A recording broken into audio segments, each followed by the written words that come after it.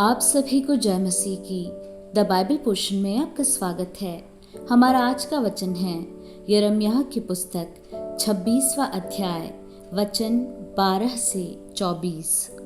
तब यिर्मयाह ने सब हाकिमों और सब लोगों से कहा, जो वचन तुमने सुने हैं उसे यहोवा ही ने मुझे इस भवन और इस नगर के विरुद्ध भविष्यवाणी की रीति पर कहने के लिए भेज दिया है। इसलिए अब अपना चाल चलन और अपने काम सुधारो और अपने परमेश्वर यहोवा की बात मानो। तब यहोवा उस विपत्ति के विषय में जिसकी चर्चा उसने तुमसे की है पछताएगा। देखो, मैं तुम्हारे वश में हूँ। जो कुछ तुम्हारी दृष्टि में भला और ठीक हो वही मेरे साथ करो, पर यह निश्चय जानो कि यदि तुम मुझे मार डालोगे तो अपने को और इस नगर को और इसके निवासियों को निर्दोष के हत्यारे बनाओगे, क्योंकि सचमुच यहोवा ने मुझे तुम्हारे पास यह सब वचन सुनाने के लिए भेजा है।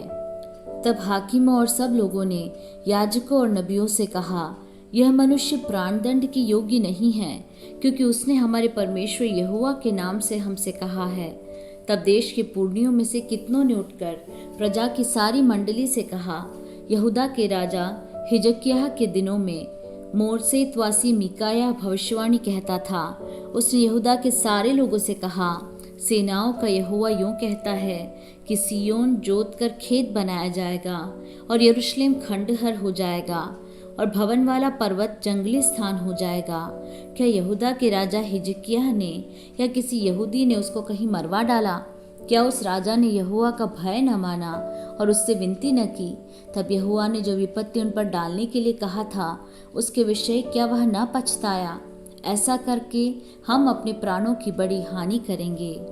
फिर शमायाह का पुत्र ऊरिय्याह नामक किर्यत्यारीम का एक पुरुष जो यहोवा के नाम से भविष्यवाणी करता था, उसने भी इस नगर और इस देश के विरुद्ध ठीक ऐसी ही भविष्यवाणी की जैसी यिर्मयाह ने अभी की थी। जब यहोयाकीम राजा और उसके सब वीरों और सब हाकिमों ने उसके वचन सुने, तब राजा ने उसे मरवा डालने का यत्न किया और ऊरिय्याह यह सुनकर डर के मारे मिस्र को भाग गया।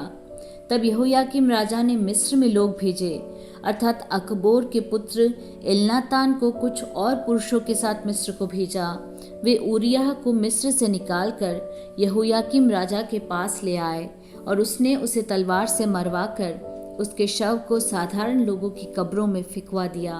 परंतु शापान का पुत्र अहीकाम यिर्मयाह की सहायता करने लगा और वह लोगों के वश में वध होने के लिए नहीं दिया गया।